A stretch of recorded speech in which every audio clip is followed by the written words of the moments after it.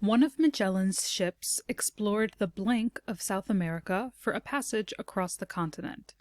Would coastline, mountain range, physical features, or islands best fit this blank, or would none of the above make an appropriate choice? Let's begin by locating the original wording of the text. The second paragraph tells us that Magellan set sail from Spain with 5 ships, and that more than a year later, one of these ships was exploring the topography of South America in search of a water route across the continent. The word topography refers to the physical layout of the land, and based on the context of our sentence, we can understand that Magellan and his explorers were exploring the layout of the land in order to try and find some sort of passage to get through the continent.